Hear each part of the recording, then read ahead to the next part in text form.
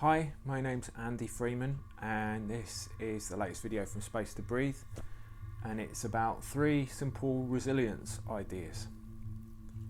Now you may have heard the word resilience quite a lot, and it's talked about in a number of different ways, and I have to be honest, I don't really like it very much. One of the problems with the word resilience is sometimes when it's used it can make you feel like your mental health or your mental health challenge that you're facing or struggling with your well-being is something that has resulted in a lack of strength on your part. That's not the case.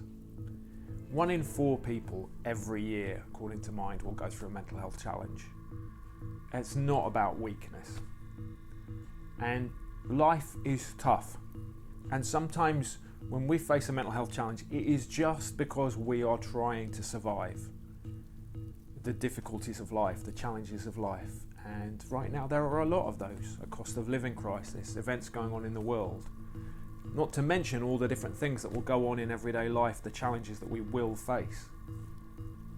And most people go through severe challenges in their life that can sometimes really stretch their mental health and well-being. So resilience is not about a lack of strength. But what the word tries to convey is the ability to manage all the ups and downs of life, and we're going to look at that in a little while. But life is like that. And so resilience is best described almost like sports clothing, the way it moves with your body.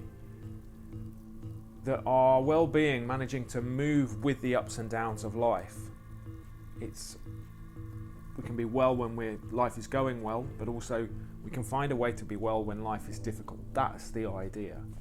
And it's not about a deficit on your part, something you should have that you don't have, but it's about building up those things within you. The poet Rumi said, "The wonders you seek outside yourself are the wonders that you find within yourself." And in therapy and all different things like that, good therapists try and bring out what's already in you. So when we think about resilience, it's bringing out what's already within you and strengthening that and giving that as much space to be, like a strength to you as possible. It's not about you getting something you don't have. It's about bringing out what you already have. The things that you need to manage life are already within you. Evidence for that? Well, a few years ago we went through a pandemic. How did you get through that? Many people found getting out into nature was a source of strength, but that was discovering something that they already knew or they already had in themselves, but it was just giving that some space probably. Others of us might have found strength that we didn't think we had. I wonder how many times you said to yourself, I'm not sure I can keep going, and yet you do. So you have strength, and this video is not about saying that you don't. Instead, what I want to do is affirm the things in you and the ways in you that you currently work, and to say how can we strengthen that some more. So we'll use the word resilience because it's recognised, but it's with that caveat. I hope that's okay. And we're going to look at 3 things. We're going to look at a way of thinking about resilience, and we're going to use an image of an oak tree. We're going to think about perspective. And then lastly, we're going to think about managing those ups and downs of life. And I hope this will be helpful. So to begin with, let's have a think about how you grow in your strength and resilience. What do you do when difficult things happen? I mentioned the idea that sometimes the challenges we face are because life can be challenging. And I often think about it like this, that there can be 3 things at play. So this concept is called the power, threat, meaning framework, and it makes sense of a lot of the challenges that we face. You may well have been diagnosed with a mental health condition, or you may feel like you have something going on in you that you want somebody to define or diagnose, and that makes a lot of sense. But often the responses that we make that may get characterized as something like anxiety or depression, or a response that feels unhealthy, is because life is difficult. If you imagine the idea that a power has been exerted on you in some way, maybe somebody treating you poorly, or a societal problem that's affecting you, something like the cost of living crisis, that power is inflicted on you. We see it as a threat, and we make a threat response as a result. So that might be trying to control a situation, or it might be trying to keep sort of like important things close, or it might be just something that kind of like creates some problems in your life, but what you're trying to do is deal with the threat that you're facing. And then we make meaning for life as a result of it. So imagine you've had a difficult kind of like upbringing, and as a result you might try and keep things controlled. You might look for kind of like being perfect at everything so that you're keeping everything safe and controlled. It's a way of getting through life. It's a way of surviving. Now you might look at that and say that's not that helpful or healthy. And so we can develop different meanings, but it's recognizing that that's what we're doing. And that sometimes that is just the way we're trying to get through life.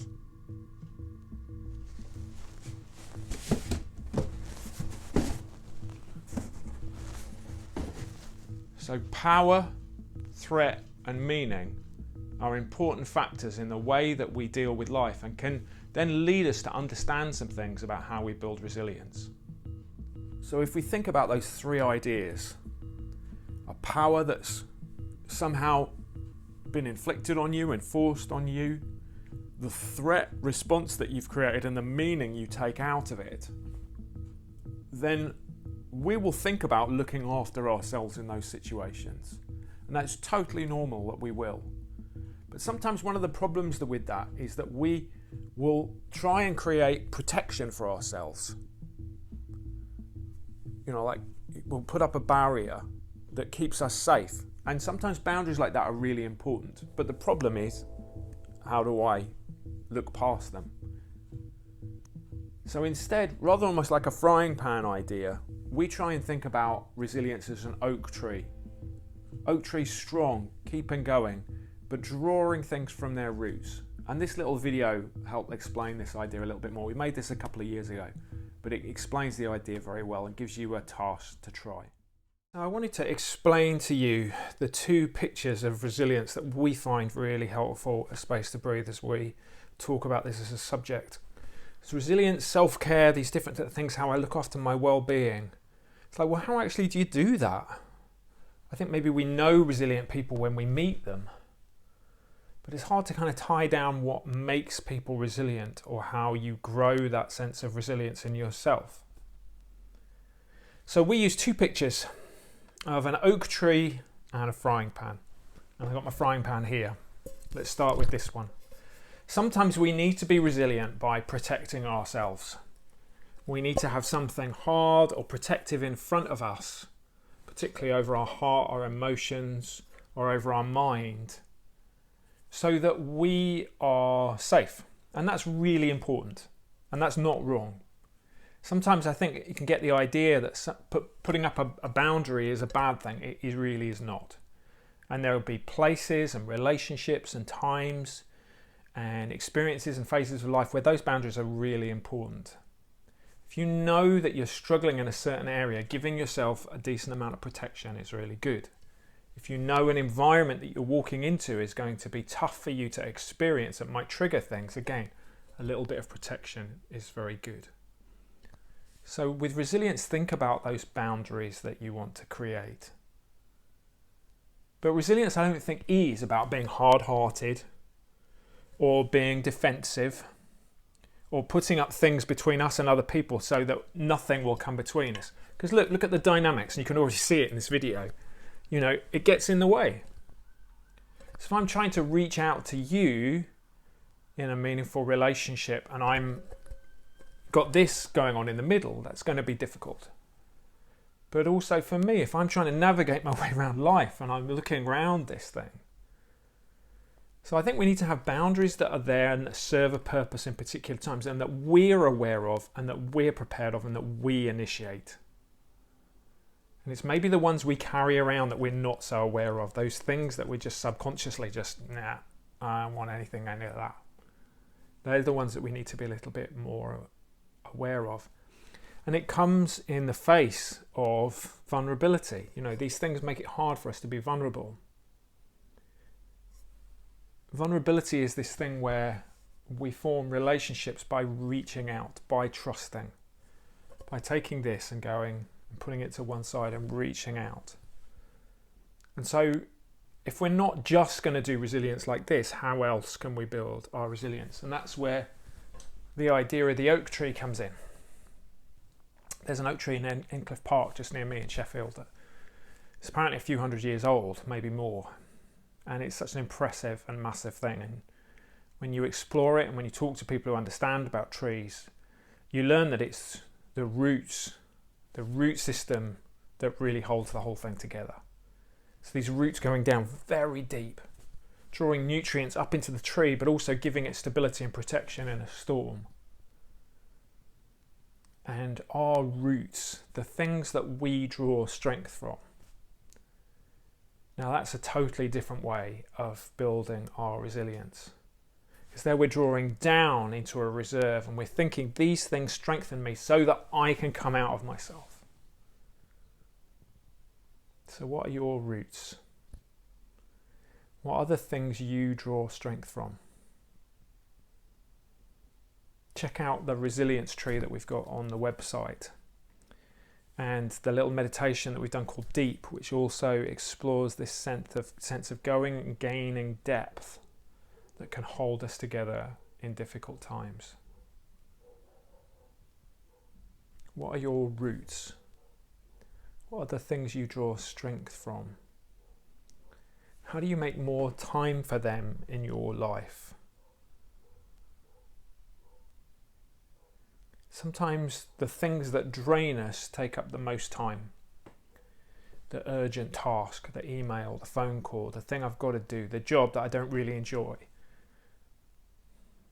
And that's all part of life, and that's fine. Not everything is going to be fun. I get that.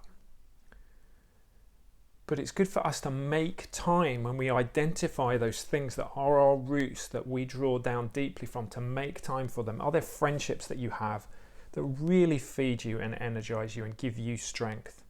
Then make time for them. Are there things that you do that's like you fill up when you do them?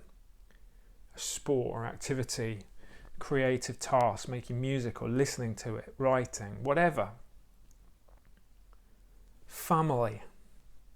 And I mean different things to different ones of us, but probably for all of us there's elements of family where we really draw strength and support. Make time. Getting outside, being involved in different things. And yes, the pandemic has restricted us, but don't let that completely defeat us. There are ways around it. Maybe they're not the same. This kind of communication is not the same as if you're in the same room as me, but I can do this.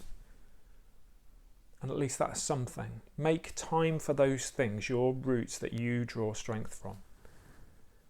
And also be confident in them, because part of them expresses who you are. And it's important that we see the good things in us that we like and we foster and grow them, because again that will grow our strength. If I want to be a friendly person and I get hit by a breakup of a difficult relationship, what do I do with that? Well, resilience teaches me that no, I want to be a friendly person. So I'm going to step out of that again, and I'm going to try something, and I'm going to keep reaching out into those relationships, because that's part of who I am. Or maybe you're somebody that's committed to being kind, or a sense of fair play. I don't know, whatever values that you have. Hold on to those and recognise that you think they're valuable. That means that they are valuable. You're the best judge. So, the oak tree going down, depth, resilience from down here rather than here. Now, both of these are good models. But that first one is about choice. I'm going to put boundaries up that I choose, rather than letting our subconscious or things that happen to us restrict us. And then the second one is about deliberately investing in what's underground, our roots, so that resilience comes up. I hope you find that helpful and that other stuff that's on the website this week. Take care of yourself, and we'll speak to you again really soon.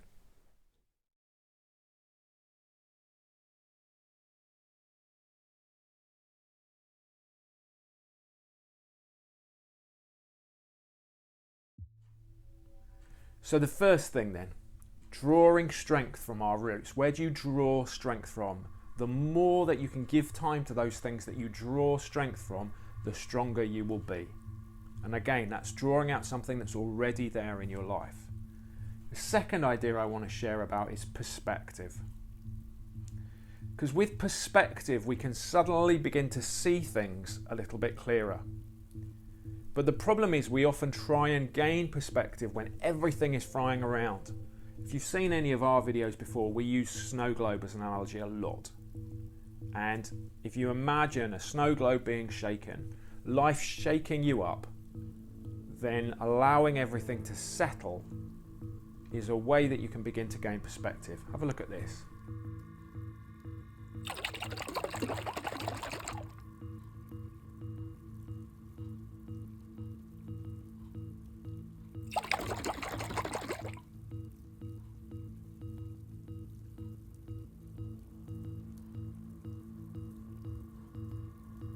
So you get the idea. As the glitter settles, you begin to see things a little bit clearer. So how do you gain perspective, and how does that help build your sense of resilience? Well, gaining perspective, allowing everything to settle, you then get the opportunity to say, well, what can I see? And the key thing I find that helps me gain perspective is good questions. I suffered from anxiety disorder for a long period in my life, and there are 3 questions I've come to use that are very, very helpful. The first question is, what's in my control? So what actually can I control in any circumstances that can make a difference? And so often the things I worry about are outside of my control, and I can't do anything about that. So what's in my control? My actions, the things I do, the way I respond, the things I might operate in. But I can't control people's responses to me, their emotions, their ideas. I can't control that. So focusing on what's in my control really helps me gain perspective. The second question I ask is, what's next? So not looking too far ahead, but just thinking, well, what do I need to do first here? Or what's the first step? Or what's the next thing that's in front of me? And often we look at problems and they're really big, but actually they're made up of a series of steps. So what's the next step that we might take? And then the third question I ask is what would be helpful and what's harmful? Sometimes I want to do things, I want to respond to things in some way, but it might not always be helpful. Lashing out, ordering a massive great Chinese meal from a takeaway, isolating myself. Those are things that I sometimes want to do when I'm under stress, but they're not necessarily that helpful. What is a helpful response? So I'll ask myself, when I think about a response, is that helpful or harmful? Questions help us frame a sense of perspective. I wonder what questions help you to gain a sense of perspective.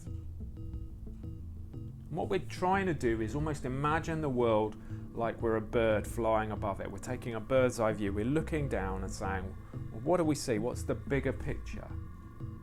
What are the things that are at play?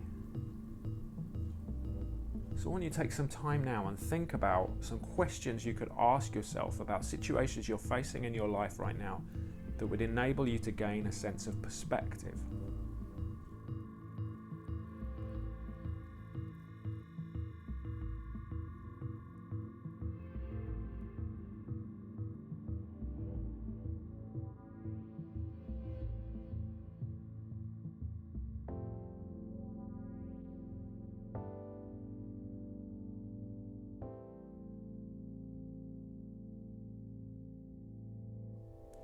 then when you have those questions or different ways that you can get above something and gain a sense of perspective, you see things as they are. And so often we perceive things differently. We look to the future, which we can't affect, and we worry about the worst case scenario. Or we assume things. We assume that people are thinking things, or that we assume that things might happen, and that might not necessarily be the case. Or we look at something from our perspective with all our own insecurities and worries, rather than actually, this is what's here. So establishing something as it really is very important. And even if what you establish is that, wow, that's a really challenging situation, then at least you know, and you're dealing with a reality. Our perceptions of things can really cloud things. There's an idea called worldview, and it's almost like having a set of spectacles by which you see the world. So I wear these, I take them off, the world looks different to me. When I put them on, because they work, my world comes into focus. But we all have a set of spectacles with which we view the world. Our views of what's right and wrong, the things we're comfortable with, our ideas, we all look at them in a certain way. And so being aware of the way we view things and actually trying to establish, well, what's really going on there? Imagine you have a worry, just to get a hold of it, to catch it and to say, well, what actually am I worrying about here? What actually is this? And what's it causing in me? Can help us then to start from a place of rock solid certainty of that's what's going on. And then I'm able to respond accordingly, rather than everything flying around, or my kind of like views of the world impacting that, or my fears about the future impacting that. Trying to isolate things and say, well, actually, what is that? So perspective can really help you. And lastly, I want to talk about the ups and downs of life. Have a look at this image. We do an exercise with people we work with where we give them different images and ask them to place themselves in it and see where they see themselves in an image. And this one is by far the most popular one that gets chosen. But people see different things in this image. Sometimes they look at this and they say, well, that's the journey that I'm on, and I can see where I'm going, and it's something encouraging. Others might look at it and say, oh, I wish that was a motorway. I just want to get to a place of health or recovery or wholeness quickly. And both of those are completely fine. But what this image does show, does signify, it's a picture, it's a metaphor for the idea that we don't go like quickly towards getting better, that ups and downs of life will happen. And sometimes we feel that that's not fair. But if you look around you, everybody experiences difficult times. Difficult times don't come because of something you've done or because of an unfairness in life. They just happen. And if we can gain that sense of perspective that a difficult time isn't necessarily a setback, or meaning that you're struggling, or meaning that like something's gone wrong in you, but instead it is just part of our recovery journey. People used to say to me, like about 2 steps forward, 1 step back. Well, that still means 1 step forward. And sometimes we need to take that and say, okay, a classic one for this is sleep and trying to get better at sleep. We can worry about not sleeping, and that worry can help us to not sleep. And sometimes the most helpful thing we can do, if you feel like you've had a bad night's sleep or run a bad night's sleep, is to say, well, I've slept 4 hours. Okay, well, that's better than no hours at all. Let's aim for 4.5. Rather than just try and get all the way back to 7 or 8 hours sleep and then feeling like you failed because you can't do that. For people who are dealing with addiction, it's 1 day at a time.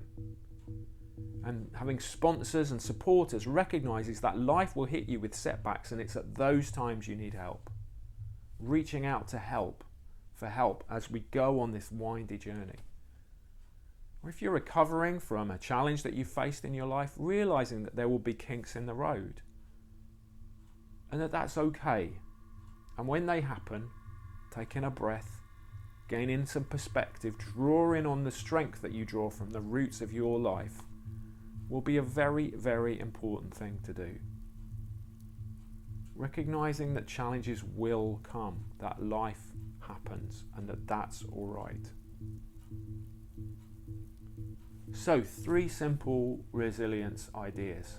The first one is roots rather than a frying pan. Where do you draw strength? The second one is perspective, a bird's eye view. And then the third one is recognizing the ups and downs of life and this windy road that we're on. I love poetry, and there's a poem called Still I Rise by the poet Maya Angelou that talks a lot about having this strength to keep going and finding things within ourselves, a beauty within ourselves, recognizing all the strength of who we really are. And I'm going to finish by reading this now, and there'll be some images on the screen that you can enjoy while you do it. Thanks so much for watching. Cheers. Bye-bye.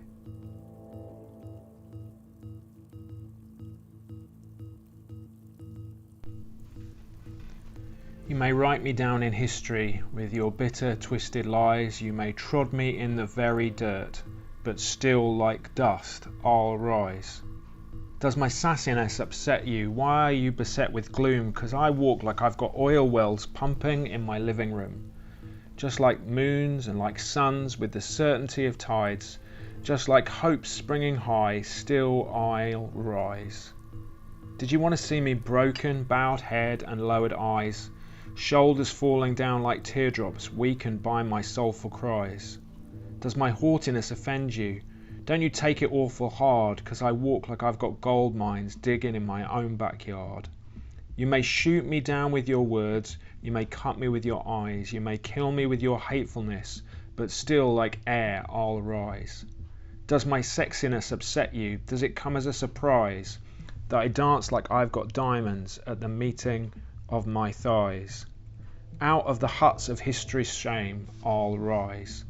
Up from a past that's rooted in pain I rise. I'm a black ocean leaping and wide, welling and swelling I bear in the tide. Leaving behind nights of terror and fear I rise. Into a daybreak that's wondrously clear I rise. Bringing the gifts that my ancestors gave.